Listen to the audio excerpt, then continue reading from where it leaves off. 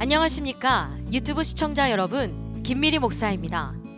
백성교회가 드디어 하나님의 크신 은혜 가운데 새 성전에 입당하여 낮밤으로 예배에 박차를 가하고 있습니다. 성도님들의 기도와 헌신, 그리고 직접 리모델링 공사에 임한 사역자들의 헌신으로 아름다운 새 성전이 완성되었습니다. 이 아름다운 새 성전에서 매일 예배가 드려집니다. 백성교회 예배 시간은 월요일부터 금요일까지 오후 7시 30분, 토요일에는 오후 3시에 드려지고 있습니다. 또 낮 예배는 화요일부터 금요일까지 오전 11시에 실시간으로 온라인, 오프라인 동시에 진행됩니다. 이번 주뿐만 아니라 백성교회는 365일 매일 예배가 멈추지 않고 이어질 예정입니다. 또한 백성교회 본 성전 이외에도 대구 백성교회, 보령 백성수양관, 미국 LA 백성교회, 캐나다 토론토 백성교회에서도 계속해서 평일 집회가 진행됩니다. 코로나 기간 가운데 단 하루도 예배를 멈추지 않고 성장을 이룬 교회, 살아있는 예배 가운데 영혼육의 모든 질병이 치료되는 교회, 하나님과의 모든 막힌담이 허물어지고 강건한 내면을 소유하게 만드는 교회, 깨어졌던 가정을 회복시켜 천국 가정을 이루게 만드는 교회, 전 교인 사역자와 전 교인 능력자가 이루어지는 교회, 기적의 현장, 변화의 현장, 치유의 현장, 사랑이 넘치는 백성교회로 여러분을 초대합니다. 할렐루야. 주님의 사랑을 온몸으로 느끼시고 주님 안에 거하셔서 진리 안에 자유 가운데 거하는 여러분 모두가 되길 원합니다. 요한복음 8장 31절로 36절 말씀 함께 보겠습니다. 그러므로 예수께서 자기를 믿은 유대인들에게 이르시되 너희가 내 말에 거하면 참으로 내 제자가 되고 진리를 알지니 진리가 너희를 자유롭게 하리라. 그들이 대답하되 우리가 아브라함의 자손이라 남의 종이 된 적이 없거늘 어찌하여 우리가 자유롭게 되리라 하느냐. 예수께서 대답하시되 진실로 진실로 너희에게 이르노니 죄를 범하는 자마다 죄의 종이라. 종은 영원히 집에 거하지 못하되 아들은 영원히 거하나니 그러므로 아들이 너희를 자유롭게 하면 너희가 참으로 자유로리라. 이 말씀을 가지고 오늘 십자가의 신비 네 번째 시간입니다. 십자가와 자유의 신비라는 제목으로 은혜를 나누기 원해요. 우리가 십자가에 못 박히면 자유합니다. 진리를 알지 진리가 너희를 자유케 하리라. 진리 대신 주님을 우리가 제대로 알고 주님을 주인으로 모시면 우리는 자유한 인생을 살게 됩니다. 십자가는 하나님의 지혜와 능력이 밀집된 신비의 장소입니다. 십자가를 통해 우리는 하늘에 속한 치료와 회복의 신비를 경험하고 고난 속에서도 천국을 누리는 신비를 체험할 수가 있습니다. 십자가는 그 자체가 지혜의 신비요, 사랑의 신비며 자유의 신비입니다. 국민일보 미션 라이프에 실린 강준민 목사의 글입니다. 하나님의 계시의 절정은 십자가다. 십자가는 하나님의 신비가 드러난 현장이다. 하나님은 십자가에서 구원의 비밀을 드러내셨다. 예수님의 십자가는 하나님의 신비와 계시가 만나는 곳이다. 십자가에서 우리는 한 손에 하나님의 신비를, 한 손에 하나님의 계시를 붙잡게 된다. 그래서 나는 날마다 십자가 앞으로 나아간다. 그곳에서 하나님의 비밀이신 예수님을 만나고 계시의 영이신 성령님을 만난다 라고 했어요. 그렇습니다. 하나님의 신비는 십자가를 통해 나타났습니다. 우리는 오직 십자가를 통해서만 하나님을 볼 수 있고 또 진리를 알 수 있습니다. 하나님은 무한하신 당신의 능력과 지혜를 인간의 눈에 어리석어 보이는 십자가를 통해 보이셨어요. 고린도전서 1장 18절에 십자가의 도가 멸망한 자들은 미련한 것이요 구원을 받는 우리에게는 하나님의 능력이라 그랬어요. 이것이 바로 십자가의 역설, 즉 패러독스입니다. 패러독스란 의미가 모순되고 이치에 맞지 않는 표현으로 오히려 중요한 사실이나 진리를 담아내는 표현을 말합니다. 실존주의 철학자 키에르케고르도 기독교를 가리켜 역설의 종교라 그랬어요. 기독교 신앙은 인간의 상식과 세상의 기준과는 완전히 다른 체계를 가지고 있습니다. 성경은 온통 역설적 진리로 가득하죠. 특히 예수님께서는 이 땅 가운데 오셔서 보이신 행동과 메시지는 역설 그 자체였는데요. 당시 영의 눈이 닫혀있는 자들은 예수님의 역설적 가르침을 도무지 이해할 수가 없었어요. 깨달을 수도 없었어요. 예수님께서 공생의 사역 가운데 가르친 역설적 메시지의 핵심은 죽어야 산다는 거예요. 역설 아닙니까? 죽어야 산다. 요한복음 12장 24절로 25절 내가 진실로 진실로 너희에게 이르노니 하늘의 밀이 땅에 떨어져 죽지 아니하면 하늘 그대로 있고 죽으면 많은 열매를 맺느니라. 자기의 생명을 사랑한 자는 잃어버릴 것이요 이 세상에서 자기의 생명을 미워한 자는 영생하도록 보존하리라 그랬어요. 예수님은 온 인류에게 새 생명을 주시기 위해 친히 죽어지는 하늘의 밀알이 되셨어요. 빌립보 2장 6절로 11절 그는 근본 하나님의 본체시나 하나님과 동등됨을 취할 것으로 여기지 아니하시고 오히려 자기를 비워 종의 형체를 가지사 사람들과 같이 되셨고 사람의 모양으로 나타나사 자기를 낮추시고 죽기까지 복종하셨으니 곧 십자가에 죽으심이라. 이러므로 하나님이 그를 지극히 높여 모든 이름 위에 뛰어난 이름을 주사 하늘에 있는 자들과 땅에 있는 자들과 땅 아래에 있는 자들로 모든 무릎을 예수의 이름에 꿇게 하시고 모든 입으로 예수 그리스도를 주라 시인하여 하나님 아버지께 영광을 돌리게 하셨느니라 그랬어요. 할렐루야. 이처럼 예수님은 죽음의 십자가를 지심으로 온 인류에게 영생을 허락하셨고 수치의 십자가를 지심으로 영원한 영광을 취하셨습니다. 이제 이 예수를 믿고 예수와 함께 죽기를 결단한 모든 자들은 예수님과 함께 영생을 얻고 영원한 영광을 누리게 될 줄 믿습니다. 갈라디아서 2장 20절에 내가 그리스도와 함께 십자가에 못 박혔나니 그런즉 이제는 내가 사는 것이 아니요 오직 내 안에 그리스도께서 사시는 것이다. 이제 내가 육체 가운데 사는 것은 나를 사랑하사 나를 위하여 자기 자신을 버리신 하나님 아들을 믿는 믿음 안에서 사는 것이라 그랬어요. 예수님께서 생명을 위한 죽음을 선택하셨던 것과 같이 우리 또한 영원한 생명을 위해 날마다 죽음을 결단하며 선택해야 돼요. 사도 바울은 날마다 죽는 것을 자랑한다고 이렇게 고백하죠. 고린도전서 15장 31절에 형제들아 내가 그리스도 예수 우리 주 안에서 가진 바 너희에 대한 나의 자랑을 두고 단언하노니 나는 날마다 죽노라. 십자가의 비밀을 깨달은 사도 바울은 날마다 죽는다고 고백하죠. 이처럼 날마다 예수와 함께 죽기로 결단했던 사도 바울의 목표는 자신을 통해 예수의 생명을 나타내는 것이었습니다. 고린도서 4장 10절로 11절 보니까 우리가 항상 예수의 죽음을 몸에 짊어지면 예수의 생명이 또한 우리 몸에 나타나게 하려 함이라. 우리 살아있는 자가 항상 예수를 위하여 죽음에 넘겨지면 예수의 생명이 또한 우리 죽을 육체에 나타나게 하려 함이라 그랬어요. 앤드류 머레이는 반항은 죄인의 체질이다. 순종은 힘든 학습이다 라고 했습니다. 죄인된 우리는 체질상 하나님께 순종하는 것이 힘겨워요. 날마다 죽는 것이 처음부터 쉬운 사람은 없습니다. 죽으려고만 하면 반항 기질이 샘솟고 죽으려고만 하면 마음이 샘솟는 것이 인간의 체질이라는 거예요. 그렇다 보니 이 세상에는 수많은 신자들이 있지만 진정 예수의 생명을 나타내는 신자를 찾아보기가 어렵습니다.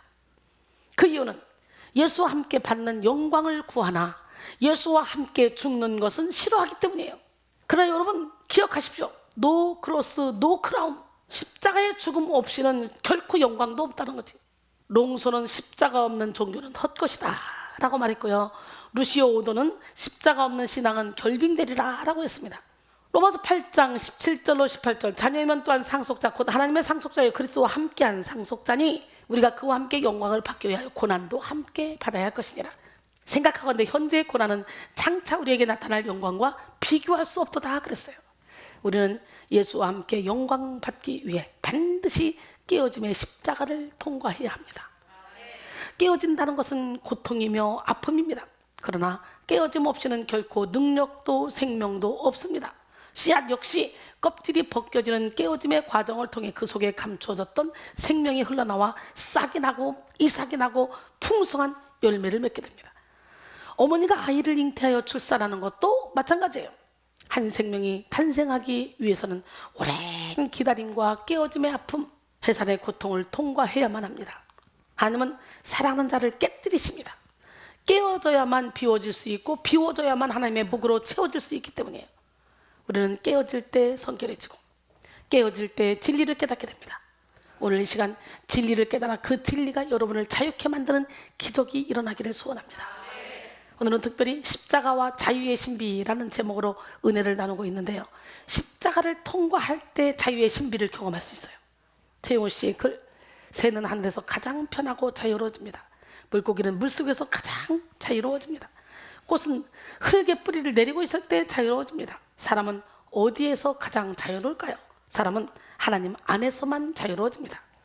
이 세상에서 사람은 마치 새가 날지 못하고 땅 위에 있는 것과 같으며 물고기가 물에 올라와 있는 것과 같으며 꽃이 꽃병에 있는 것과 같이 불완전합니다. 사람은 오직 하나님 안에서만 자유해집니다 라는 글이에요. 멋지지 않습니까? 하나님의 형상대로 지음받은 인간은 오직 하나님 안에서만 참된 자유를 누릴 수 있습니다. 프랑스 작가 루소는 인간은 사회 속에서 무수한 쇠사슬에 얽혀져 있다, 이렇게 말하며 10대는 케이크에 매이고 20대는 연인에게 매이고 30대는 쾌락에 매이고 40대는 야망에 매이고 50대는 탐욕에 매이고 60대는 절망에 매인다 라고 했어요. 또한 우리나라 현실에 대해 10대는 입시 공부에, 20대는 인터넷에, 30대는 직장에, 40대는 명예퇴직에, 50대는 아내에, 60대는 소외감에 매인다라는 말이 있어요.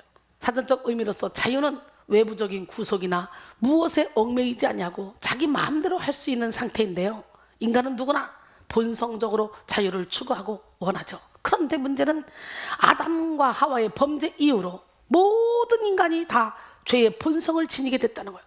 그래서 사람의 속에 나온 거, 악한 생각, 곧 음란, 도둑질, 살인, 간음, 탐욕, 악독, 속임, 몸탕, 질투, 비방, 교만, 음양, 이런 것들이 다 속에서 나서 사람을 더럽힌다는 거예요. 우리는 이것을 예수 이름으로 다 쫓아내고 성령의 불로 태우고 생수로 씻어내고 성령의 바람으로 날려버려야 돼요. 예레미야 17장 9절에 만물보다 거짓되고 심히 부패한 것은 마음이라 누가 능히 이를 알려마는, 그랬어요. 심히 부패한 게 마음이래요. 잠언 4장 23절에 보니까 모든 지켜망을 중에 더욱더 내 마음을 지키라, 생명의 근원이 이에서 납니다. 우리 안에는 생명의 근원도 있고 심히 부패한 것도 있어. 천국과 지옥이 있어. 우리는 계속적으로 은혜 받으면서 빛을 받아서 우리 안에 영혼의 밀실에 숨어있는 어둠을 몰아내야 돼. 시편 51편 5절에 내가 죄악 중에서 출생하였으며 어머니가 죄 중에서 나를 잉태하였나이다, 그랬어요. 이처럼 타락한 본성을 지닌 인간이 추구하는 자유 또한 타락한 자유, 부패한 자유가 될 수밖에 없습니다. 안타깝게도 하나님을 알지 못하는 어리석은 인간은 이런 타락한 자유를 살아가며 평생 그 부패한 자유를 구하며 살아가죠. 악한 영은 우리를 미혹하여 하나님의 통치를 받지 않는 타락한 자유 가운데 진정한 기쁨과 만족이 있을 것이라고 속입니다. 어리석은 인간은 육의 것, 보이는 것에서 만족을 찾으려 하고 자유의 근원을 찾으려고 하죠. 많은 돈, 높은 명예, 깊은 학식, 건강한 육체에서 자유를 찾으려고 합니다. 그러나 이런 것에서 자유를 찾으려고 하면 할수록 점점 그것들에 매이게 됩니다. 참된 자유는 죄로부터 자유할 때 비로소 얻을 수 있는 거예요. 죄로 인해 형성된 실존적인 불안과 우울이 해결되어야만 인간은 비로소 자유할 수 있습니다. 그러므로 우리는 이런 거짓 자유로 미혹하는 사탄을 물리치고 참된 자유를 주시는 예수 그리스도의 십자가를 붙잡아야 돼요. 십자가 위에서 우리 죄의 문제를 해결받는 시간이 되기를 원합니다.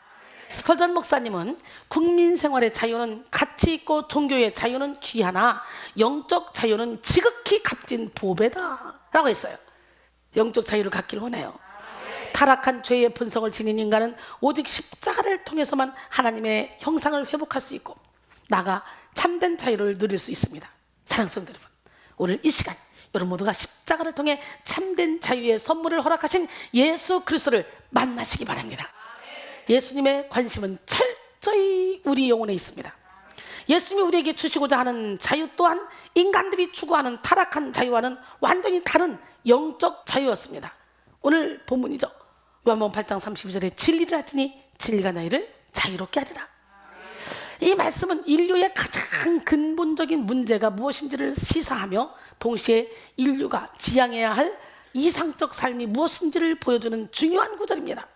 또 겉으로 볼 때는 단순히 진리를 알므로 자유를 누리라는 권고처럼 보이지만 사실 이 말씀은 현재 인류가 진리를 알지 못함으로 속박된 상태에 있다는 것을 전제로 말씀하신 거예요. 그러나 이에 대해 세상의 많은 사람들은 쉽게 동의할 수 없을 것입니다. 왜냐하면 인류는 이제껏 절대적 진리를 규명하기 위해 나름대로 노력해 왔고 또 진리를 규명했다고 스스로 착각하는 사람들도 많이 있기 때문입니다. 그러나 진짜 진리는 우리의 영혼을 자유케 만드는 진리입니다. 우리는 영적 분별력을 가지고 자유케 하지 못하는 거짓 진리를 물리쳐야 합니다. 어둠의 영은 진리를 가리우기 위해서 수많은 비본질적인 문제를 가지고 우리를 헷갈리게 합니다. 전인적 자유를 누리기 위해서는 진짜 십자가의 본질을 깨달아 알아야 합니다. 십자가는 우리가 매여 있는 모든 속박으로부터 우리를 자유케 합니다. 질병에 묶인 자, 상황과 환경에 묶인 자, 근본적인 죄에 묶인 자, 가난에 묶인 자, 상처에 묶인 자, 해결할 수 없는 복잡한 일에 묶인 자 등등 모두가 십자가 앞에 서면 전인적인 치료와 자유를 얻을 수 있습니다. 하지만 안타깝게도 많은 사람들이 거짓 자유에 속고 있죠. 세상에서 느끼는 일시적 쾌락 속에 자유가 있다고 생각하고 물질이 가져다주는 일시적 만족 속에 자유가 있다고 생각합니다. 거짓 자유의 결말은 허무와 공허함 뿐입니다. 하나님이 주시는 영적 자유는 시간과 공간을 초월합니다. 그것에 제약을 받지 않아요. 무한한 것입니다. 예수님은 우리에게 자유를 주시기 위해서 오셨어요. 많은 사람들이 하나님을 오해하는 것 중에 하나가 하나님이 우리의 자유를 억압하고 빼앗는 분이라고 생각하는 거예요. 기독교인들 중에도 십자가, 고난, 내려놓음, 순종 등의 단어들의 부담감을 느끼며 이러한 주제의 설교들을 싫어하는 자들도 많이 있어요. 이러한 주제들이 자신의 자유를 빼앗는 것이라는 오해 때문이죠. 하나님은 결코 우리의 자유를 억압하시는 분이 아니에요. 고린도서 3장 17절에 주는 영이시니 주의 영이 계신 곳에는 자유가 있느니라. 하나님의 영으로 인도함을 받는 자는 항상 기뻐하며 쉬지 않고 기도하며 범사에 감사합니다. 어떤 상황에도 해를 받지 않으며 상황과 환경을 초월하는 참된 평안을 누리죠. 이것이 바로 그리스도인의 정상 상태예요. 고린도서 4장 7절로 9절까지 보니까 우리가 이 보배를 질그릇에 가졌으니 이는 심히 큰 능력은 하나님께 있고 우리에게 있지 아니함을 알게 하려 하십니다. 우리가 사방으로 우겨 싸움을 당해도 쌓이지 아니하며 답답한 일을 당해도 낙심하지 아니하며 박해를 받아도 버림받지 아니하고 거꾸로짐을 당해도 망하지 아니하고 그랬어요. 왜? 이 질그릇된 이 몸에 보배를 주를 모시니까 어떤 일로도 해를 안 받는 거예요. 저는 십자가의 길, 고난의 길을 걸어가지만 결코 억지로 힘들게 걸어가지 않습니다. 분명 이 길을 걸어가며 저는 많은 희생의 고통을 감수하고 있습니다. 흔적을 남겼어요. 내 몸의 흔적, 물질의 흔적, 내 달란트의 흔적, 내 가족의 흔적. 예수님 때문에 흔적을 많이 남겼어요. 그러나 억지로 하지 않았어요. 기쁨으로 했어요. 사랑하는 가족을 희생시키고 시간과 물질을 희생시키며 또 육체를 희생시키며 나가고 있습니다. 그러나 그 모든 희생보다 더 큰 하나님의 은혜와 성령의 기름 부으심 속에 세상이 줄 수도 없고 알 수 없는 참된 평강과 희락을 누리며 기쁨으로 주의 일을 감당하고 있습니다. 하나님께서 여러분에게 주시고자 하는 최고의 선물이 바로 이런 영혼의 천국, 즉 영적 자유입니다. 하나님의 치료와 축복은 언제나 영혼의 포커스가 맞춰져 있습니다. 영혼의 건강 없이 소유하는 부귀명의 권세는 아무런 유익이 없어요. 하나님은 먼저 우리 영혼이 잘되게 하심으로 인생 전반을 형통하게 이끌어 가십니다. 영혼의 깨달음과 성숙을 위해 고난도 허락하시고 시련의 시간을 만나게도 하십니다. 영적 자유를 방해하는 모든 육의 죄를 벗어버리게 하기 위해 인생의 광야를 허락하시기도 합니다. 그러므로 오늘 우리는 진리 안에서 하나님이 허락하시는 자유를 깨닫고 누리기 위해 영을 깨우고 영을 강하게 해야 됩니다. 저차원적인 자유, 눈앞에 있는 육적인 자유를 희생시키면 고차원적인 자유, 이 세상이 줄 수 없는 진정한 자유를 누릴 수 있습니다. 우리는 기꺼이 육의 자유를 포기하고 기쁨으로 영의 자유를 추구해야 합니다. 오늘 말씀 가운데 여러분 모두가 십자가를 통해 누리는 자유의 신비를 경험하시길 바랍니다. 오늘 본문에서 예수님이 진리를 알지니 진리가 너희를 자유롭게 하리라 그랬잖아요. 이렇게 선포하실 때 유대인들은 이 선포를 받아들이지 못했어요. 그리고 반발했습니다. 33절에 보니까 그들이 대답하되 우리가 아브라함의 자손이라 남의 종이 된 적이 없거늘 어째 우리가 자유롭게 되리라고 하느냐 반발해요. 당시 유대인들은 이 세상에서 자신들만 하나님께 택함받은 유일한 백성이라는 자부심을 가지고 있었습니다. 즉 율법을 간직한 백성으로서 진리를 알 뿐 아니라 자유를 누리고 있다고 자부했죠. 이 부분을 원문으로 번역하면 그리고 우리가 일찍이 종이 되거나 예속된 적이 결코 없었다입니다. 이를 통해 유대인들의 자유에 대한 이 이해를 발견할 수가 있는데요. 이들은 정치적 억압을 종종 받기는 했지만 그들의 신앙과 종교는 아무에게도 빼앗기지 않았다는 자부심을 갖고 있었어요. 그러나 안타깝게도 그들은 예수께서 주시고자 하는 영적 자유가 무엇인지에 대해 깨닫지 못했습니다. 물론 예수님도 이들이 혈육으로는 하나님께 택함받은 아브라함의 자손이라는 사실과 이들이 율법을 부여받은 자들임을 알고 계셨습니다. 그러나 예수님이 말씀하신 진리와 암과 자유는 이들이 생각하는 것과 별개의 것이었어요. 그렇다면 예수님께서 말씀하신 진리, 암, 자유의 참 의미는 무엇일까요? 먼저 진리에 해당하는 알레데이아는 거짓을 말하는 푸쇼도스에 반대되는 의미로 실제 확실성, 신뢰성이라는 의미를 지닙니다. 그러나 주님이 말씀하신 알레데이아는 단순히 사상과 행위의 진실성을 의미하지 않죠.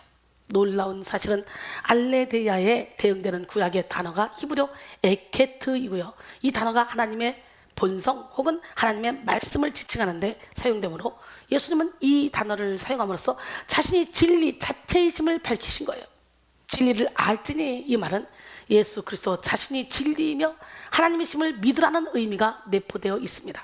다음으로 알지니에 해당하는 그노세스대의 원형 기노스코는 단순히 머리로 안다든지 습득하는 그런 정도가 아닌 경험으로서 체득하다라는 적극적 의미를 지니고 있습니다. 따라서 본문에서 진리를 알지니라는 말씀은 어떤 사실을 객관적 사실로 이해하는 정도가 아닌 진리이신 예수님 자신과 직접적이며 인격적인 교류를 통해 자신의 삶에 수용한다는 의미를 가집니다. 이런 자만이 진정한 자유를 누릴 수 있다는 말이에요. 또한 자유에 해당하는 엘류데로는 단순한 정치적 속박이나 노예 상태에서 벗어나는 의미를 넘어 종교적, 도덕적 의미를 지닙니다. 특히 본문에서 나타난 자유는 인류를 불행하게 만드는 근원적 원인이 되는 죄의 노예된 상태로부터 벗어나는 구원의 상태를 말합니다. 이 부분이 우리가 누려야 할 자유의 핵심이에요. 죄인된 인간은 스스로 죄에 묶인 줄도 모른 채 죄의 법을 따라 살아가고 있습니다. 죄의 법의 메인 인간은 죄가 만든 욕심의 법, 상처의 법, 자아의 법에 이끌려 자신이 만든 감옥 속에 매여 있는데요. 심리학자 케이치프 노이드는 현대인들은 스스로 만든 6가지 감옥 속에 살고 있다라고 말했어요. 그 감옥은 자아 도취의 감옥, 비판의 감옥, 절망의 감옥, 과거의 감옥, 선망의 감옥, 질투의 감옥입니다. 사람들은 이와 같은 감옥에 갇혀 괴로운 인생을 지속하고 있습니다. 그러나 이 모든 감옥을 만드는 죄로부터 자유함을 입는 순간 우리는 그 어떤 곳에도 매이지 않습니다. 이런 영적 차원의 자유는 구원의 복음을 전하시는 예수님의 말씀을 아는 것, 또 십자가로 죄를 대속하신 진리 그 자체이신 예수님을 아는 것, 그리고 그 예수님을 마음에 영접하여 믿는 것을 통해서만 얻을 수 있습니다. 이로써 본문에 나타나는 진리, 암, 자유는 예수님의 말씀 안에 거하며 예수님과 직접적이고 인격적인 교류를 통해 죄의 속박과 영적 멸망에서 자유케 되어 진정한 구원에 이를 수 있음을 밝히는 복음의 핵심 단어들이라 할 수 있습니다. 오늘 본문에서 예수님께 반발한 유대인들은 스스로가 자유한 백성이라고 여겼지만 예수님의 눈에 보기에는 전혀 그렇지 않았어요. 예수님은 당시에 많은 사람의 존경을 받으며 스스로 의롭다고 여기는 바리새인과 서기관들을 향해 이렇게 책망했습니다. 마태복음 23장 25절로 28절. 화 있을진저 외식하는 서기관들과 바리새인들이여, 잔과 대접의 겉은 깨끗이 하되 그 안에는 탐욕과 방탕으로 가득하게 하는도다. 눈먼 바리새인이여, 너는 먼저 안을 깨끗이 하라. 그리하면 겉도 깨끗하리라. 화 있을진저 외식하는 서기관들과 바리새인들이여, 회칠한 무덤 같으니 겉으로는 아름답게 보이나 그 안에는 죽은 사람의 뼈와 모든 더러운 것이 가득하도다. 이와 같이 너희도 겉으로는 사람에게 옳게 보이되 안으로는 외식과 불법이 가득하도다. 그리고 33절에 보니까 뱀들아, 독사의 새끼들아, 너희가 어떻게 지옥의 판결을 피하겠느냐 그랬어요. 유대인들은요, 자신들이 결코 종이 아니기 때문에 자유케 될 필요가 없다고 맞섰습니다. 그러나 이는 죄의 노예로서 영적으로 억압된 생활을 하는 자신들의 현실을 바로 인식하지 못한 영적 무지에서 나온 판단이었어요. 34절에 예수께서 대답하시되 진실로 진실로 너희에게 이르노니 죄를 범하는 자마다 죄의 종이라 그랬어요. 이 선포는 기독교 핵심 진리를 담고 있기 때문에 진실로 진실로 너희에게 이르노니 라는 말을 덧붙여 말씀하셨어요. 여기서 범하는 자마다에 해당하는 파스호 포이온에서, 포이온은 현재 분사형으로 습관적으로 반복해서 어떤 일을 행하는 모든 사람을 가리킵니다. 또한 죄에 해당하는 하마르티아는 원래 관역을 마치지 못함이라는 뜻을 지니는데요, 하나님은 사람에게 원하시는 삶의 표준을 정하셨는데 이에 빗나가는 것들은 죄, 곧 하마르티아입니다. 성경은 모든 사람이 다 죄인이라 그러죠. 로마서 3장 10절로 12절. 기록된 바 의인은 없나니 하나도 없으며 깨닫는 자도 없고 하나님을 찾는 자도 없고 다 치우쳐 함께 무익하게 되고 선을 행하는 자는 없나니 하나도 없도다. 그리고 23절에 보니까 모든 사람이 죄를 범하였음에 하나님의 영광에 이르지 못하더니 그랬어요. 따라서 스스로 거룩한 선민임을 주장하는 유대인 역시 예외가 아닙니다. 죄인들이에요. 예수님은 자신들이 자유하다고 주장하는 그들에게 너희는 죄의 종이라고 말씀하십니다. 즉 전적으로 죄의 지배를 받는 소망이 없는 자들이라는 것이죠. 또 죄의 종이란 죄의 싹신 사망을 피할 수 없는 절망적 상황을 묘사합니다. 로마서 6장 23절에 보니까 죄의 싹은 사망이요 하나님의 은사는 그리스도 예수 우리 주 안에 있는 영생이니라. 사망이라는 것은 육신의 사망뿐만 아니라 영혼의 죽음을 의미합니다. 성경에서 말하는 사망은 좀 더 폭넓은 통찰이 필요해요. 죽으면 지옥 가는 것 이상의 의미입니다. 죄의 싹을 얻고 살면 지금 이 땅에서의 삶도 살아있으나 죽은 것이나 다름이 없어요. 죄는 우리의 영혼 육을 사망으로 인도하기 위해서 마치 사나운 사냥개처럼 쫓아옵니다. 죄의 추격을 받는 삶에는 생명이 없어요. 죽음을 향해서 쫓기고 또 쫓기는 삶입니다. 또한 성경은 죄를 짓는 자에 대해 더 명확히 정의하죠. 요한일서 3장 8절로 9절. 죄를 짓는 자는 마귀에게 속하다. 마귀는 처음부터 범죄함이라. 하나님의 아들이 나타나신 것은 마귀의 일을 멸하려 하심이라. 하나님께로부터 난 자마다 죄를 짓지 아니하나니 이는 하나님의 씨가 그 속에 거하며 그도 범죄하지 못하는 것은 하나님께로부터 났습니다. 그랬어요. 하나님의 아들 예수 그리스도는 마귀의 일을 멸하러 오셨습니다. 즉 예수님께서 우리에게 주시고자 하는 자유는 바로 인간의 본질적 문제, 즉 죄의 권세로부터의 자유입니다. 인간의 자유를 막는 근원적인 장애물이 뭐냐? 죄라는 거, 죄. 따라서 죄의 본성의 지배를 받는 인간은 그 마음의 자유를 추구하면 추구할수록 오히려 더 큰 매임과 곤고함을 더할 뿐이죠. 죄의 종사를 하면서도 자유하게 살 수 있다고 생각하는 것은 착각에 지나지 않습니다. 죄에 결박되어 있을 때 우리는 불의의 무기가 되어 마귀의 조종을 받게 됩니다. 로마서 6장 13절은 말씀하십니다. 또한 너희 지체를 불의의 무기로 죄에게 내주지 말고 오직 너희 자신을 죽은 자 가운데서 다시 살아난 자 같이 하나님께 드리라. 너희 지체를 의의 무기로 하나님께 드리라. 그렇다면 죄가 주장하는 타락한 자유의 대표적인 특징에 대해서 알아보며 여러분의 영혼을 점검해보는 시간이 되기를 원합니다. 죄가 주장하는 타락한 자유의 특징 첫 번째, 교만과 아집을 내세우는 자유예요. 모든 죄악 중에 가장 근본적인 죄악이 바로 교만이에요. 토마스 아퀴나스는 교만은 모든 죄의 어머니라고 말했어요. 죄의 본성을 지닌 인간은 누구나 교만과 아집을 가지고 있습니다. 또 교만과 아집이 강한 사람일수록 자존심이 세죠. 이러한 교만, 아집, 자존심은 모두 죽지 못한 자아의 산물입니다. 십자가의 보혈로 성결함을 덧입지 못한 사람은 누구나 자아의 지배를 받아 교만과 아집을 내세우며 살아갑니다. 자아란 하나님과 우리 사이를 가로막는 가장 큰 장애물이에요. 아무리 많은 능력과 은사를 가졌어도 자아를 깨뜨리지 못하면 사단의 도구가 될 수밖에 없어요. 오늘 본문 속의 유대인들은 스스로 옳다는 신앙적 자부심을 가진 자들이었는데요. 특히 교회에서 열심히 있는 신앙인들이 이처럼 자기 의에 도취된 교만이라는 함정에 쉽게 빠집니다.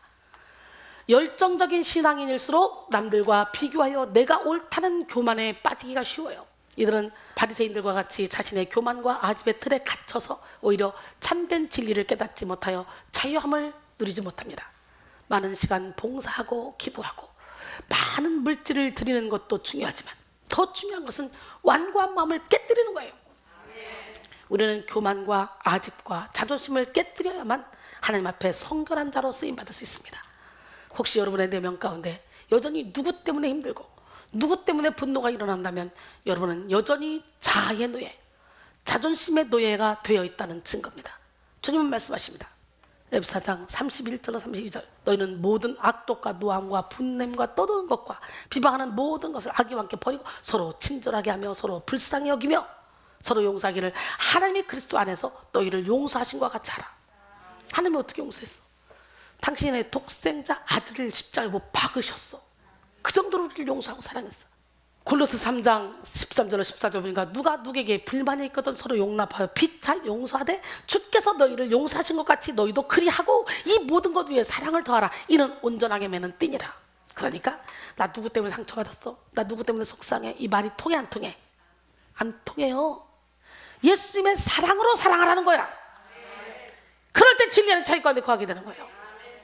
영성은 많은 성경 지식이나 오랜 신앙의 연수로 결정되는 것이 아닙니다. 영성은 오직 십자가에 내 자아를 더 많이 못 박으면 박을수록 깊어지고 성숙해지는 거예요. 골로새서 3장 1절로 4절. 그러므로 너희가 그리스도와 함께 다시 살리심을 받았으면 위의 것을 찾으라. 거기는 그리스도께서 하나님 우편에 앉아 계시니라. 위의 것을 생각하고 땅의 것을 생각하지 말라. 이는 너희가 죽었고 너희 생명이 그리스도와 함께 하나님 안에 감춰졌습니다. 우리 생명이신 그리스도께서 나타나실 그때 너희도 그와 함께 영광 중에 나타나리라 그랬어요. 또한 깊은 영성은 나를 깨뜨리고 모든 사람과 더불어 화평함과 거룩함을 이루게 합니다. 히브리서 12장 14절에 모든 사람과 더불어 화평함과 거룩함을 따르라 그랬어요. 이것이 없이는 아무도 주를 볼 수가 없대요. 하나님의 영은 화평을 이루는 영, 하나가 되는 영, 연합하게 만드는 영입니다.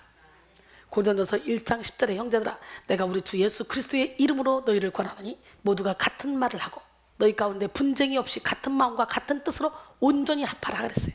독불장군과 같은 교만함은 자신만을 주장하기 때문에 결코 이웃과 소통을 이룰 수 없어요. 많은 사람들이 행복한 삶, 자유한 삶을 꿈꿉니다. 그런데 행복한 삶, 행복한 가정, 행복한 관계를 이루기 위해서는 반드시 교만과 아집을 깨뜨려야 돼요. 교만과 아집은 분노와 증오를 불러일으킵니다. 남이 높여주기보다 스스로 낮아지는 삶을 택하면 이전과는 비교할 수 없는 자유를 얻게 됩니다. 다시 한번 우리 모두 행복의 비결, 자유의 비결이 어디에 있어? 십자가에 있다는 것을 깨닫고 모든 교만과 아집을 십자가에 못 박기 원합니다. 두 번째, 죄가 주장하는 타락한 자유는 이기적 욕망을 따르는 자유예요. 우리가 살아가는 이 시대의 대표적 특징 중 하나가 이기적인 것이죠. 개인주의인 것이죠. 개인주의, 이기주의. 남이야 어찌 됐든 나만 배부르고 잘 살면 된다라는 의식을 지닌 사람들이 참 많이 있습니다. 이런 이기적인 욕망을 따르며 추구하는 자유는 가정과 사회를 더럽히며 무엇보다 자신의 영혼을 병들게 합니다. 죄의 본성을 지닌 인간은 누구나 이기적 욕망으로부터 자유하지 못합니다. 이기적인 사람들은요, 이기적으로 사는 삶이 자신을 위한 삶이라고 생각합니다. 이기적으로 살면 신경 쓸 일도 많지 않고 책임져야 할 일도 많지 않고 감정 낭비할 일도 없다고 생각하기 때문이죠. 그러나 이기적인 삶은 정작 자기 영혼을 죽이는 삶의 방식이에요. 이기심에 빠진 사람은 연합으로부터 오는 신뢰의 깊이를 모르고 사랑으로부터 오는 기쁨의 깊이를 알 수가 없어요. 우리는 자신의 영혼을 고립되고 고독한 상태로 방치하면 안 돼요. 이기적인 사람은 그렇게 방치합니다. 우리는 이기심을 버리는 것이 자신의 영혼을 살리는 길임을 깨달아야 돼요. 최용호 씨의 글입니다. 세상을 다 갖고 싶은 욕심꾸러기 한 사람이 있었습니다. 그래서 수단과 방법을 가리지 않고 돈을 모았습니다. 그리고 집을 사고 땅을 사고 증권을 사고 나중에는 산을 사고 강을 사고 바다도 샀습니다. 그렇지만 그 마음은 더욱 공허했습니다. 그래서 명예를 사고 권력을 사고 인기를 사고 박사 학위도 사고 살 수 있는 건 다 사봤습니다. 그래도 뭔가 허전한 마음, 빈 듯한 마음을 달랠 길이 없어 늘 허기졌습니다. 어떤 사람이 이것을 가지지 못해서 그래요. 그리고 그 사람에게 말했어요. 이것을 가지지 못해서. 이것요? 이것이 뭔데요? 하나님요. 욕심꾸러기는 가장 많은 돈을 주고 하나님을 샀습니다. 그리고는 이제 됐다고 좋아했어요. 그런데 얼마 되지 않아 욕심꾸러기는 자신이 모은 재산을 하나하나 세상 사람들에게 나눠주기 시작합니다. 그리고 마침내 자신은 아무것도 가지지 않게 돼요. 사람들은 이게 어떻게 된 거냐 물었습니다. 내가 하나님을 돈을 주고 샀더니 오히려 하나님께서 나를 사주셨습니다. 내가 무엇을 소유하느냐가 중요한 것이 아니라 누가 나를 소유해 주느냐가 훨씬 중요하다는 것을 깨달았습니다. 이제 나의 주인은 하나님이십니다. 주인님이 재산을 나누어주라 하셔서 나누어준 것일 뿐입니다 라는 글입니다. 감동적이지 않습니까? 그렇습니다. 인간은 무엇인가를 소유함으로써 행복과 자유를 누릴 수 있는 존재가 아니에요. 그러나 사탄은 끊임없이 이기적인 욕망을 부추깁니다. 이런 사탄에게 미혹된 인간은 이기심과 탐심으로 사탄의 통로를 열어줍니다. 작은 탐심의 통로로 들어온 악한 영은 조금씩 그 안에서 자신의 영역을 확장해 나가다가 결국 그 영혼과 삶을 망가뜨립니다. 삼켜버립니다. 여기서 1장 14절로 15절 오직 각 사람이 시험을 받는 것은 자기 욕심에 끌려 미혹됨이니 욕심이 잉태한 즉 죄를 낳고 죄가 장성한 즉 사망을 낳느니라. 탈무드에는 죄는 처음에는 거미집의 줄처럼 가늘다. 그러나 마지막에는 배를 잇는 밧줄처럼 강하게 된다 라는 말이 있어요. 또 헨리 스미스는 죄는 결국 가려지지 않고 드러나게 마련이다 라고 했고요. 조지 스윈욱은 죄는 그 본심을 숨기고 겉으로는 환영한다. 유다처럼 죄는 입맞춤하지만 결국 배반하고 죄는 정중하지만 요압처럼 결국 죽이고 만다 라고 했습니다. 이와 같이 죄가 주장하는 타락한 자유는 교만과 아집을 내세우며 이기적인 욕망을 부추깁니다. 이런 타락한 자유를 추구할수록 우리의 영혼은 죄의 권세, 사망의 권세에 더 단단하게 매임으로 불안과 염려가 주장하는 삶을 살 수밖에 없어요. 사실 죄악 중에 태어난 인간은 불안할 수밖에 없는 연약한 존재입니다. 인간이 느끼는 3대 불안으로 죽음에 대한 불안, 실패에 대한 불안, 인간관계에 대한 불안이 있죠. 불안은 불신앙 또는 불합리한 공포의 결과이다. 우리는 불안해할 필요가 없다.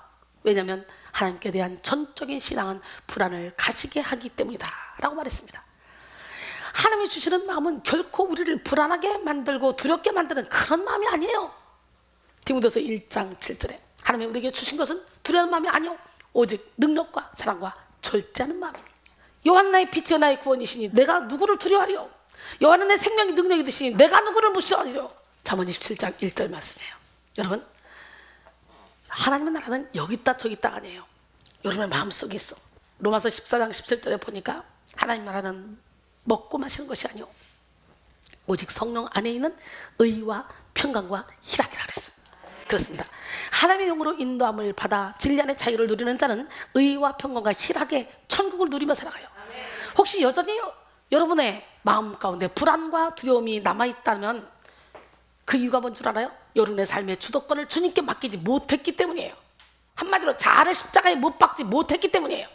한마디로 믿음이 없기 때문이에요. 하나님께서 십자가를 통해 우리에게 주시는 자유는 인간의 본질적 고통인 죄와 죽음으로부터의 자유이며 근원적 불안과 두려움으로부터의 자유입니다.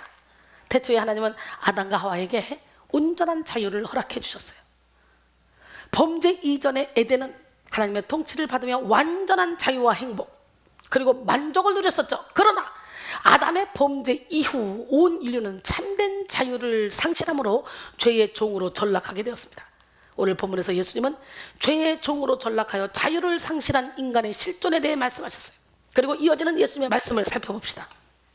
요한복음 8장 35절로 36절 종은 영원히 집에 거하지 못하되 아들은 영원히 거하나니 그러므로 아들이 너희를 자유롭게 하면 너희가 참으로 자유로우리라.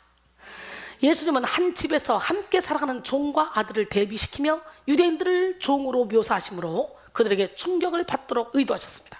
즉 자신들이 아브라함의 자손이라는 큰 자부심을 가진 유대인들에게 너희는 아들이 아닌 종이다 라고 못 박으시는 것이죠. 종은 오직 주인에게 속한 자로서 오직 주인의 지시에 따라 행동하며 거역할 때는 언제든 해고될 수 있는 처지입니다. 그에게는 자유가 없고 확고한 지위나 어떤 소유권도 없습니다. 여러분은 누구의 종이 되어 살아가고 계십니까? 오늘 주님은 죄를 짓는 자는 죄의 종이라고 분명히 말씀하셔요. 한편 거하나니에 해당하는 메네이는 남아있다, 머물러 있다라는 의미인데요. NIV와 리빙 바이블에서는 이를 영원한 혹은 불변의 위치 혹은 집안에서 갖게 되는 권리의 유무로 표현했습니다. 즉 유대인들은 실상 하나님의 집에서 아무 지분이나 권리가 없는 종임에도 마치 자신들이 상속자인 것처럼 착각하고 있었어요. 예수님은 오늘 말씀을 통해 예수를 거부하는 자는 누구라도 이들의 지위를 얻을 수 없으며 반대로 예수를 거부하는 자는 누구라도 이 아들의 지위를 얻을 수 없으며 반대로 예수를 믿는 자는 누구라도 아들의 지위를 확실히 보장받을 수 있음을 가리켰습니다. 여러분 모두는 이제 타락한 자유를 추구하게 하는 죄의 본성을 물리치고 예수 그리스도에서 주시는 참된 자유를 누리는 자들이 되어야 합니다. 오늘 말씀의 제목같이 십자가는 우리에게 참된 자유를 가져다주는 신비입니다. 십자가와 자유의 신비. 인간적 눈으로 보기에는 무겁고 부담스럽게만 여겨지는 십자가. 이 십자가가 오히려 우리 영혼의 참된 쉼과 자유를 누리게 하는 능력이 되었어요. 십자가를 통해 누리는 자유의 신비란 구체적으로 무엇일까요? 첫 번째, 순종과 복종의 십자가를 질 때 누리게 되는 자유의 신비입니다. 십자가에 담긴 자유의 신비는 매임이 곧 자유라는 것이에요. 우리가 주의 사랑에 매이고 주의 말씀에 매일 때 우리는 세상에 줄 수 없는 자유를 누리게 됩니다. 오늘 본문 31절로 32절 그러므로 예수께서 자기를 믿은 유대인들에게 이르시되 너희가 내 말에 거하면 참으로 내 제자가 되고 진리를 알지니 진리가 너희를 자유롭게 하리라 그랬어요. 예수님은 자유를 누리기 위한 조건으로서 내 말에 거하면 이라고 말씀하셨죠. 이는 주님의 말씀 앞에 순종하고 복종하는 것을 의미합니다. 보통 사람들은 육체의 정욕대로 그 마음이 원하는 대로 살아가는 자유를 갈망합니다. 그러나 이런 자유는 영혼과 삶을 파멸로 이끌어갈 뿐이에요. 주님이 주신 자유는 오히려 순종과 복종을 통해서 누리게 됩니다. 이것이 바로 십자가를 통해 누리게 되는 자유의 신비입니다. 테니스는 하나님께 대한 복종은 영원한 영광에 이르는 길이다 라고 했습니다. 나다니엘 호도는 하나님께 대한 순종이야말로 한 사람의 영적 사랑을 측정하고 정확하고 빈틈없는 기준이다 라고 했습니다. 예수님은 완전하신 하나님이셨음에도 불구하고 철저히 아버지 하나님의 뜻에 순종하셨어요. 히브리서 5장 8절로 9절, 그가 아들이시면서도 받으신 고난으로 순종함을 배워서 온전하게 되셨은즉 자기에게 순종하는 모든 자에게 영원한 구원의 근원이 되시고 그랬어요. 이와 같이 순종의 본을 보여주신 예수님을 따라 우리도 삶의 모든 순간에 순종의 십자가를 선택해야 합니다. 예수님에게도 십자가의 사명은 결코 쉽지 않은 고통의 길이었어요. 그러나 주님은 그 십자가 사명에 순종하기 위해 힘쓰고 애써 기도하셨습니다. 누가복음 22장 42절로 44절 이르시되 아버지여, 만일 아버지의 뜻이거든 이 잔을 내게서 옮기시옵소서. 그러나 내 원대로 마시옵고 아버지의 원대로 되기를 원하나이다 하시니 천사가 하늘로부터 예수께 나타나 힘을 더하더라. 예수께서 힘쓰고 애써 더욱 간절히 기도하시니 땀이 땅에 떨어지는 핏방울 같이 되더라 그랬어요. 예수님은 이처럼 순종과 복종의 십자가를 온전히 감당하심으로 영원한 기쁨과 영광의 날을 맞이하셨습니다. 우리도 승리하신 예수를 바라보며 날마다 순종과 복종의 십자가를 져야 합니다. 17세기 스코틀랜드의 위대한 설교가 사무엘 러더포드는 이런 고백을 했습니다. 그리스도의 십자가는 내가 져본 짐 중에서 가장 달콤한 짐이다. 그것은 마치 새에 달린 날개와 같고 배에 달려있는 돛과 같아서 내 목적지에 이르게 한다 라고 했어요. 히브리서 12장 2절에 믿음의 주요 또 온전케 하신 이인 예수를 바라보자. 그는 그 앞에 있는 기쁨을 위하여 십자가를 참으사 부끄러움을 개의치 아니하시더니 하나님 보좌 우편에 앉으셨느니라. 예수께서 자유를 위해 우리에게 요구하신 내 말에 거하면 이라는 말에는 또한 예수님과의 특별한 관계를 지속적으로 갖는 것이라는 의미가 담겨 있습니다. 이는 예수님께서 요한복음 15장에서 말씀하신 포도나무 비유 가운데 더 구체적으로 드러납니다. 요한복음 15장 4절로 5절, 내 안에 거하라 나도 너희 안에 거하리라. 가지가 포도나무에 붙어있지 아니하면 스스로 열매를 맺을 수 없음같이 너희도 내 안에 있지 아니하면 그러하리라. 나는 포도나무요 너희는 가지라. 그가 내 안에 내가 그 안에 거하면 사람이 열매를 많이 맺나니 나를 떠나서는 너희가 아무것도 할 수 없음이라 그랬어요. 즉 예수님의 말씀 안에 거한다는 것은 그분과의 친밀한 교제에 들어가는 것을 의미합니다. 이처럼 친밀한 교제가 지속적으로 이루어지는 자만이 예수님의 참된 제자가 될 수 있다는 것이죠. 우리를 향한 하나님의 가장 큰 소원은 친밀함에 있습니다. 오스왈드 챔버스는 하나님은 우리의 성공을 원하시는 것이 아니라 우리 자체를 원하신다. 그는 우리가 성취할 것을 요구하시지 않고 우리가 순종할 것을 요구하신다 라고 했습니다. 여러분은 예수님께서 마르다와 마리아의 집에 초청되었던 사실을 잘 알고 계시죠? 근데 그 집에 예수님을 초청했던 사람은 마르다였습니까? 마리아였습니까? 마르다였어요. 그들은 예수님을 대접하기 위해 분주하게 일하며 준비했습니다. 그러나 정작 예수님의 칭찬을 받은 것은 누굽니까? 마리아입니다. 누가복음 10장 41절로 42절, 주께서 대답하여 이르시되 마르다야 마르다야, 네가 많은 일로 염려하고 근심하나 몇 가지만 하든지 혹은 한 가지만 하라도 족하니라. 마리아는 이 좋은 편을 택하였으니 빼앗기지 아니하리라 하시니라 그랬어요. 이로써 예수님은 우리가 붙잡아야 할 본질, 즉 우리가 맞춰야 될 영적 초점에 대해서 분명히 알려주셨어요. 예수님은 분주하게 일하는 마르다보다 먼저 예수님의 발치에 앉아 주님과의 친밀한 교제를 선택했던 마리아를 칭찬하심으로 관계 교제의 중요성에 대해서 말씀하셨습니다. 예수님 당시 유대인들은 지식으로는 율법을 알고 있었지만 하나님과의 인격적 관계를 맺지 못했어요. 이들은 철저히 율법을 지키고자 애썼지만 오히려 하나님과 친밀한 교제를 누리지 못했기 때문에 하나님의 뜻에 무지했습니다. 하나님은 이처럼 죄로 인해 하나님과 단절된 관계를 십자가를 통해 회복시키기 원하셨어요.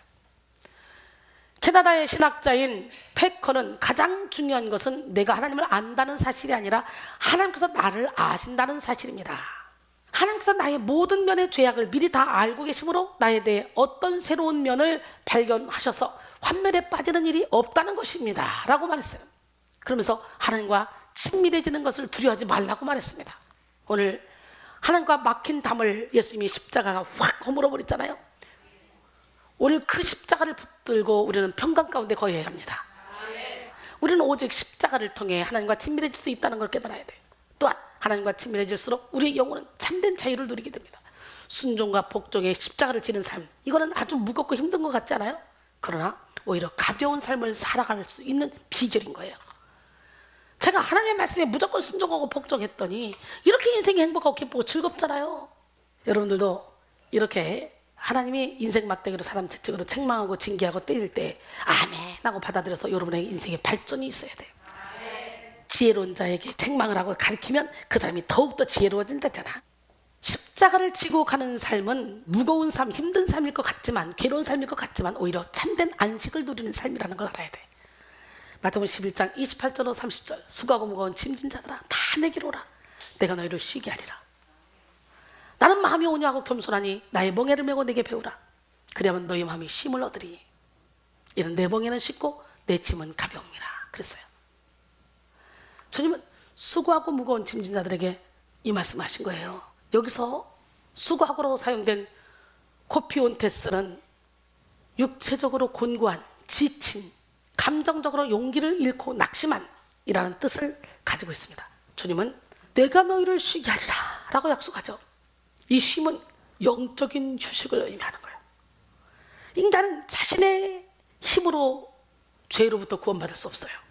율법은 우리에게 죄를 깨닫게 할 뿐 죄를 없이 하지는 못해. 우리에게 참된 구원과 안식을 줄 수가 없어요. 율법은.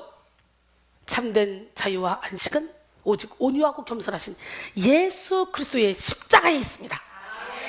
예수님은 고난받는 종으로 이 땅에 오셨고 종과 같이 이 땅에서의 삶을 섬김으로 살아오셨어.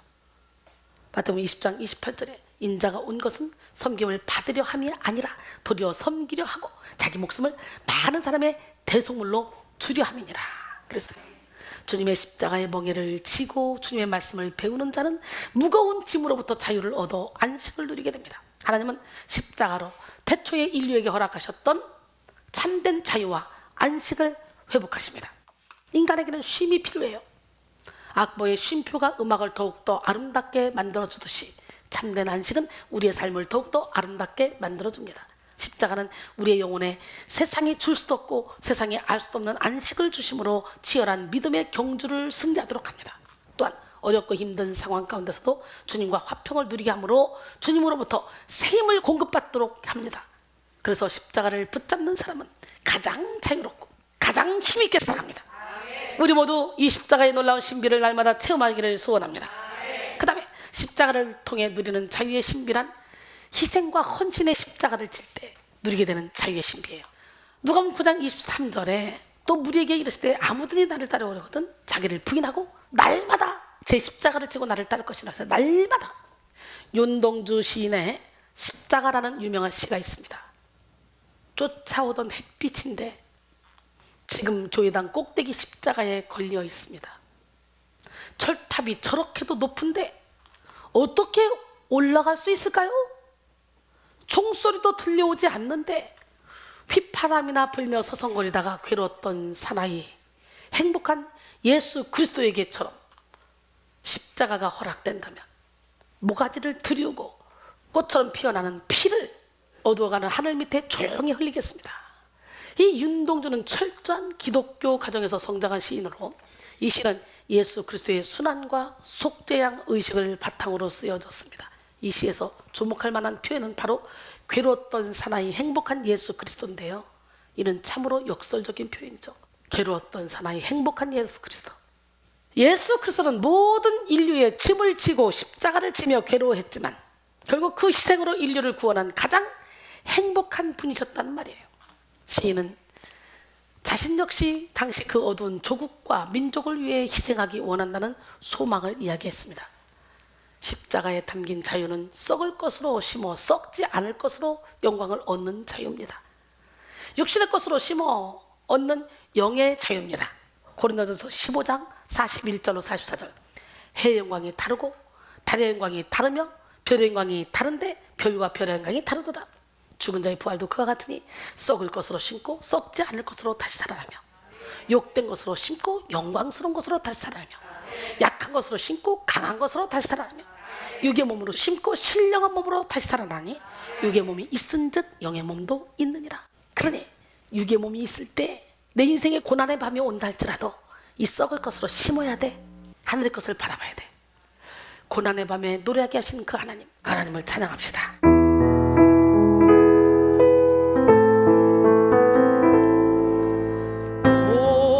고난의 밤에 노래하게 하시는 주님,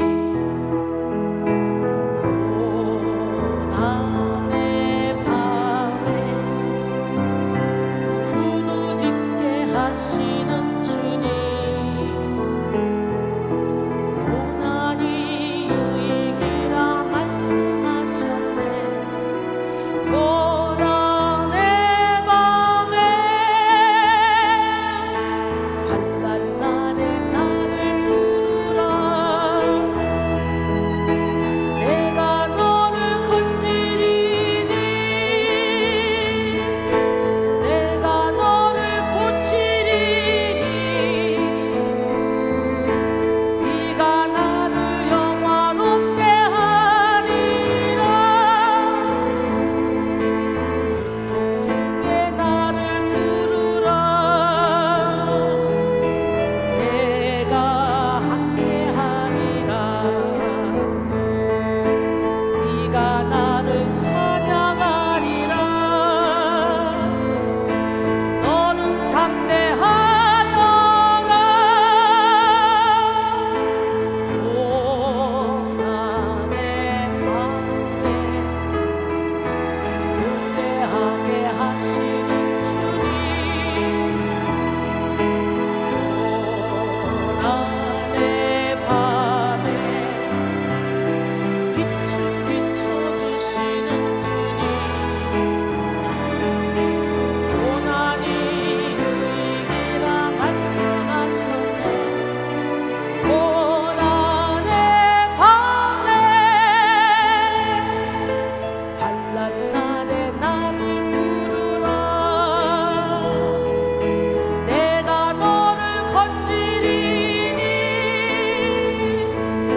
내가 너를 고치리니 네가 나를 영화롭게 하리라.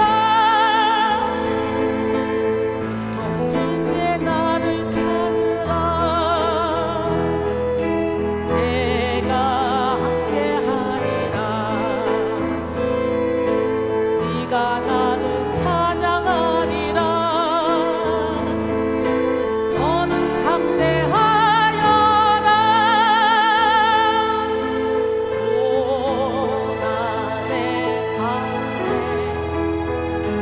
노래하게 하시는 주님, 고난의 밤에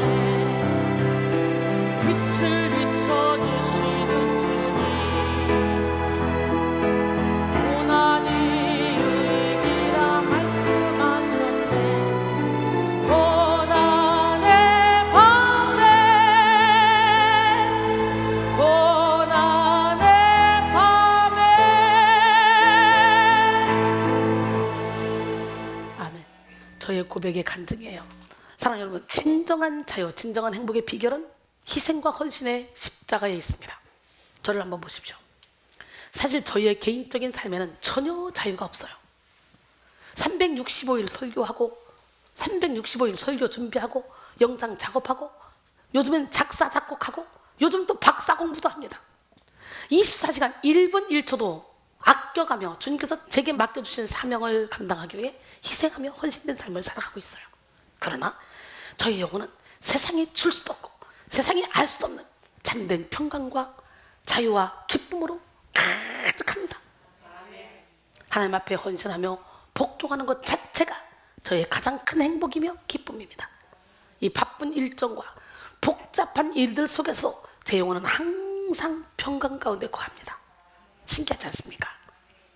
여러분이 보셨지만 제가 업앤다운 하는 거 보셨어요? 거룩한 분노 외에는 분노가 안 나요. 이해하지 못할 사람이 없고 용서하지 못할 사람이 있고 사랑하지 못할 사람이 없어요. 예수님의 사랑을 품어봐. 오히려 병든 자에게 오신 주님, 병든 자들을 보고, 잘못하고 있는 사람들을 보고, 못된 사람들을 보면 불쌍히 여겨지고 긍휼히 여겨지고, 오히려 그 사람에게 가까이 가서 나에게 있는 빛을 조금이라도 그 사람에게 비춰서 그 사람을 변화시키기 원하는 게 저의 마음이야. 원래 내가 그랬냐? 아니잖아요. 하나님이 이렇게 만들어 놓으셨어. 지금의 나 된 것은 온전히 하나님의 은혜야. 여러분 모두가 다 주님의 사랑을 품기를 원합니다.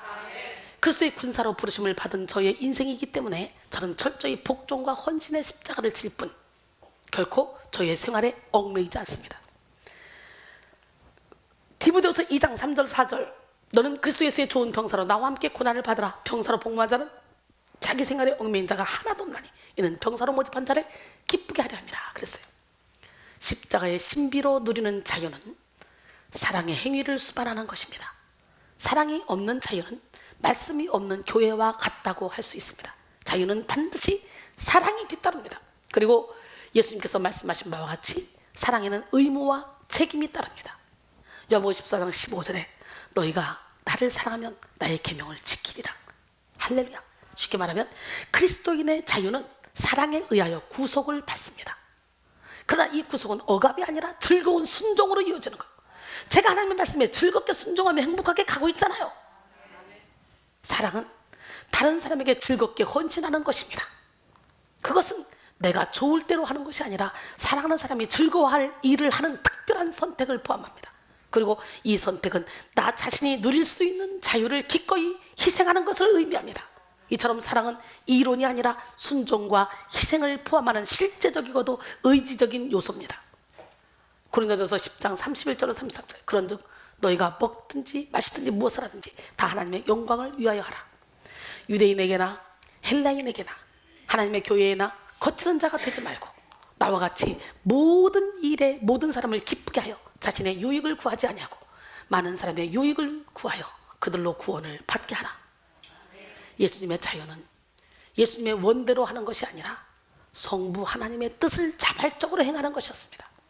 마태복음 26장 39절 조금 나아가사 얼굴을 땅에 대시고 엎드려 기도하여 이르시되 내 아버지여 만일 할만하시거든 이 잔을 내게서 지나가게 하옵소서. 그러나 나의 원대로 마옵시고 아버지의 원대로 하옵소서. 예수님의 자발적 순종은 말할 수 없는 깊은 사랑 때문이었습니다. 요한복음 17장 21절 23절 아버지여 아버지께서 내 안에 내가 아버지 안에 있는 것 같이 그들도 다 하나가 되어 우리 안에 있게 하사 세상으로 아버지께서 나를 보내신 것을 믿게 하옵소서. 내게 주신 영광을 내가 그들에게 주었사오니 이는 우리가 하나가 된 것 같이 그들도 하나가 되게 하려 함이니이다. 곧 내가 그들 안에 있고 아버지께서 내 안에 계시어 그들로 온전함을 이루어 하나가 되게 하려 하면 아버지께서 나를 보내신 것과 또 나를 사랑하신 것 같이 그들도 사랑하신 것을 세상으로 알게 하려 함이로소이다. 우리가 주님 안에, 주님이 우리 안에, 우리가 하나님 안에, 하나님이 우리 안에, 우리 모두가 하나가 되어 움직여야 될 줄 믿습니다. 주를 위해 희생하며 헌신하며 헌신할수록 더 큰 영적 자유를 누리게 될 줄 믿습니다. 결론적으로 오늘은 십자가의 신비, 네 번째 시간 십자가와 자유의 신비라는 제목으로 말씀을 나누었습니다. 여러분 오늘 은혜 받으시고 깨지세요. 그럼 하나님 안에 내가 감추어져. 그러다가 예수님이 나타날 때 영광 중에 나도 함께 나타나. 기도 많이 하셔서 철저히 깨지고 부서지고 무너지는 작업하셔서 그 안에 예수님을 주인으로 삼아 그 주님이 여러분 통해 일할 수 있도록 여러분 자신을 완전히 내어 맡기기를 원합니다. 할렐루야. 기적의 하나님 누가 하나님? 그 하나님은 살아계십니다. 십자가는 하나님의 신비가 드러난 현장이라고 했죠. 성경의 역설적 핵심 메시지는 죽음을 통해 생명을 얻게 된다는 거라고 말씀드렸어요. 여러분 주라 그러면 누구 손들어 넘치도록 채워줄 것이다. 대접받고자 하는 대로 남을 대접하라. 이것이 율법이요 선지자라. 네가 죽어라 그러면 네가 살아날 것이다. 썩어라. 이거 역설이잖아요. 예수님은 우리에게 자유를 주시기 위해 오셨어요. 그러나 죄의 본성을 지닌 인간은 타락한 자유를 추구한다고 했죠. 예수님은 죄를 범하는 자마다 죄의 종이 된다고 말씀하셨어요. 죄가 주장하는 타락한 자유는 교만과 아집을 내세우는 자유이며 이기적 욕망을 따르는 자유입니다. 이런 거짓 자유는 추구하면 추구할수록 우리의 영혼을 더욱더 죄의 사슬에 매여 불안과 염려에 사로잡히게 한다고 말씀드렸죠. 우리는 모든 죄를 물리치고 십자가를 통해 참된 자유를 소유해야 합니다. 구체적으로 순종과 복종의 십자가, 또 희생과 헌신의 십자가를 칠 때 비로소 참된 영적 자유에 이룰 수 있다고 했죠. 여러분 모두가 십자가를 통해 자유의 신비를 누림으로 많은 영혼들의 결박을 풀어주며 주님께로 인도하는 축복의 통로가 되시기를 주님의 이름으로 축원합니다. 우리 함께 찬양합니다.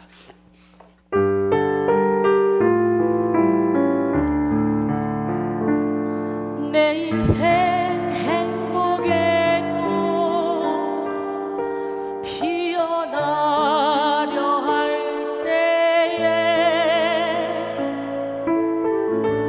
나를 불러 쓰시려고 내게 고난 허락하셨네. 헛된 행복에 젖어 있을 때 참된 행복 찾게 해주시려 깨닫게 해주시려 나를 불러주셨네.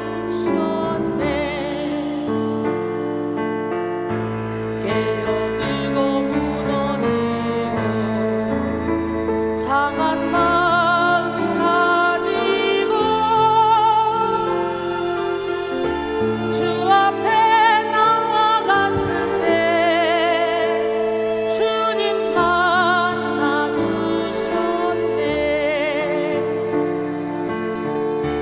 사랑하는 나의 주님, 너는 두려워 마라. 내가 너와 함께하리라. 너는 놀라지 마라. 내가 너를 도와주리라. 나의 오른손으로 너를 붙들리라. 너를 지켜주리라. 사랑하는 나의 자녀야, 너는 두려워 마라. 내가 너와 함께하리라. 너는 놀라지 마라. 자기 이름을 불러봐요. 내가 너를 도와주리라. 나의 오른손으로 너를 붙들리라. 너를 지켜주리라.